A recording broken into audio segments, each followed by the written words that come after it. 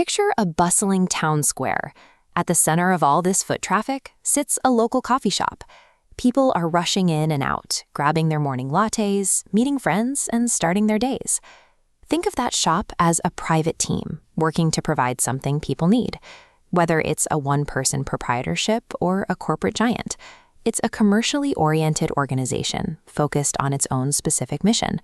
But it's surrounded by a community with its own traditions, values, and institutions. This collective group of people is what we call society, and it provides the foundation for the shop to even exist.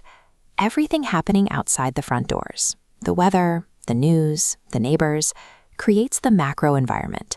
It's the total context that surrounds the business. We can break that big environment down into smaller pieces. First, the social segment tracks changing lifestyles and values. The economic segment looks at the direction of the local economy. Then, the political segment covers laws and elections, while the technological segment follows advancements changing how coffee is brewed. A business owner has to look past their own counter. Long-term survival depends on how well they monitor and react to the overlapping pressures of these four outside forces. Within this busy ecosystem, it's worth asking, who actually holds the power? In some places, power is concentrated in the hands of a tiny group, which we call a monistic society. In others, there might be no rules at all, leading to anarchy. Our town square stays away from those extremes. Instead, our society relies on pluralism. This is where power is spread out among many different organizations, so no single group can run the whole show. Pluralism maximizes freedom and creates built-in checks and balances.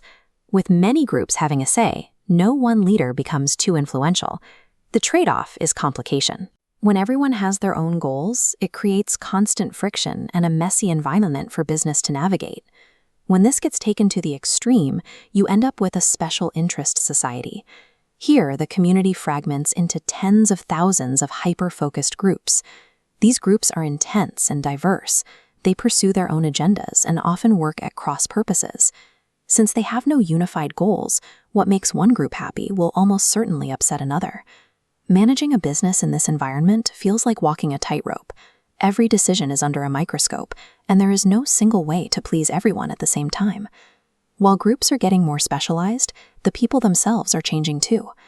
Over time, many societies see a rise in overall wealth and education. When people have higher levels of education and more resources, they naturally expect more from the institutions around them.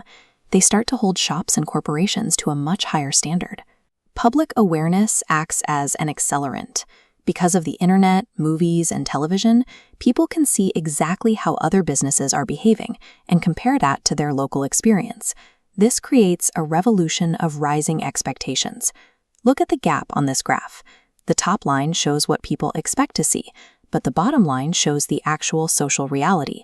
The top line is pulling away much faster. That shaded area represents a major social problem. As the gap grows, it fosters a sense of entitlement and a feeling that people are being treated unfairly. It fuels new rights movements and a belief that the current system is failing. When a business fails to bridge this gap, that collective frustration boils over.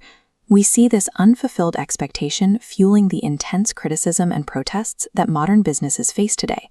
This is why the iron law of responsibility matters.